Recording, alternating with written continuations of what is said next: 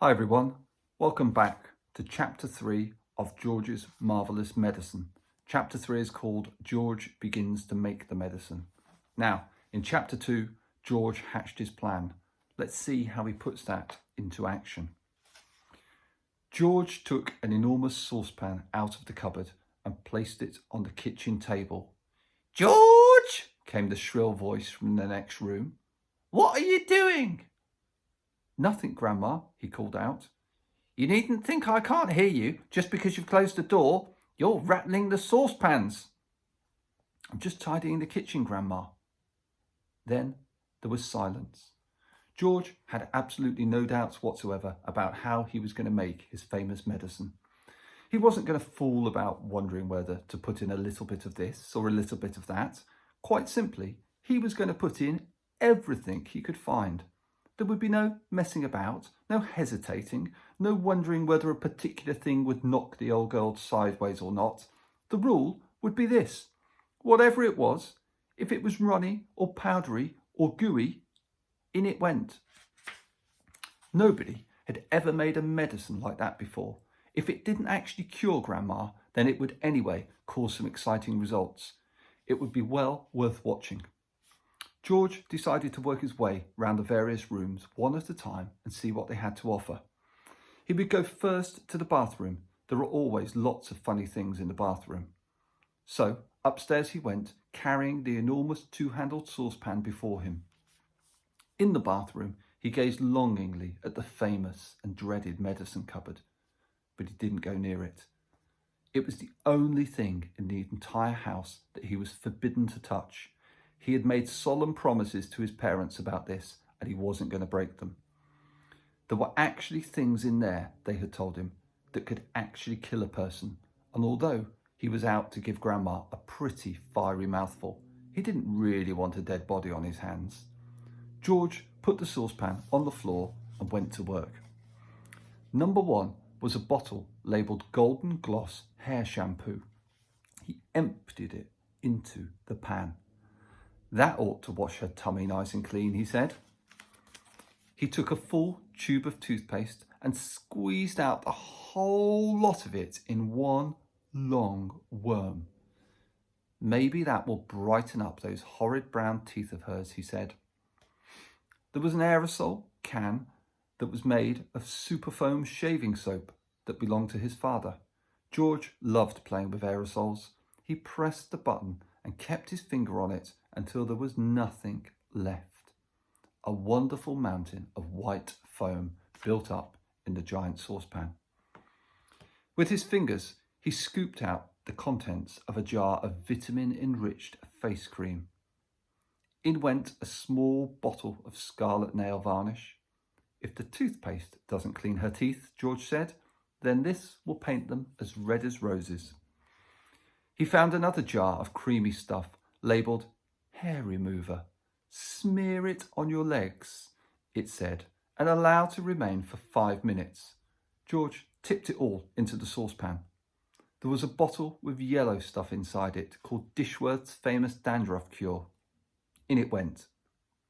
There was something called Brillident for cleaning false teeth. It was a white powder. In that went too. He found another aerosol can. Nevermore Punking deodorant spray. Guaranteed, it said, to keep away unpleasant body smells for a whole day. She could use plenty of that, George said, as he sprayed the entire canful into the saucepan. Liquid paraffin, the next one was called. It was a big bottle. He hadn't the faintest idea what it did to you, but he poured it in anyway.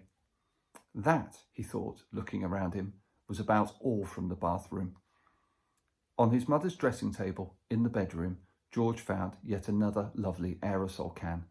It was called Helga's Hair Set. Hold 12 inches away from the hair and spray lightly. He squirted the whole lot into the saucepan. He did enjoy squirting those aerosols.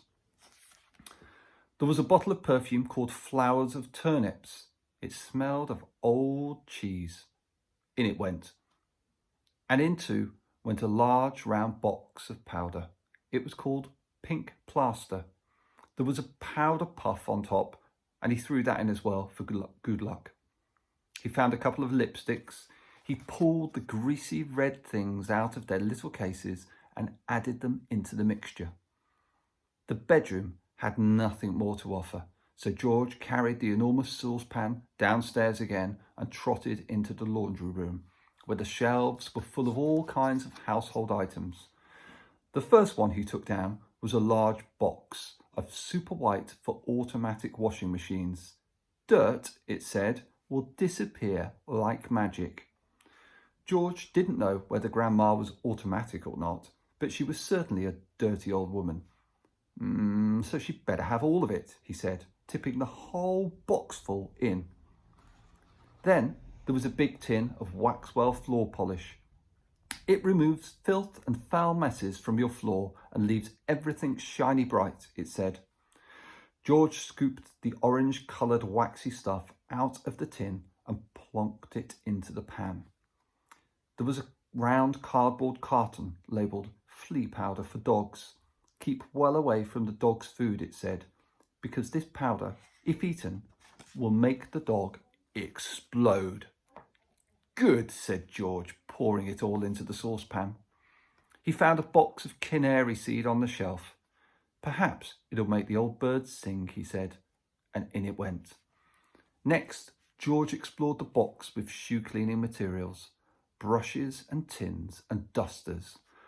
Well now, he thought, Grandma's medicine is brown, so my medicine must be brown or she'll smell a rat. The way to colour it, he decided, would be with brown shoe polish. The large tin he chose was labelled dark tan. Splendid.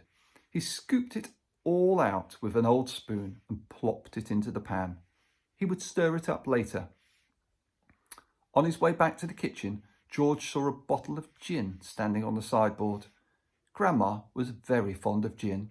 She was allowed to have a small nip of it each evening. Now he would give her a treat. He would pour in the whole bottle.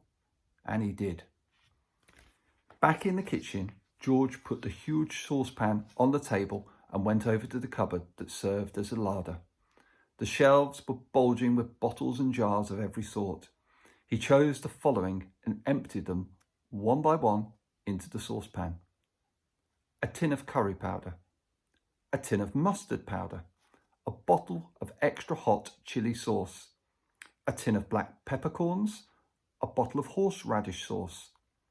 There, he said aloud, that should do it. George, came the screechy voice from the next room. Who are you talking to in there? What are you up to? Nothing, Grandma. Absolutely nothing, he called back. Is it time for my medicine yet? No, Grandma, not for about half an hour.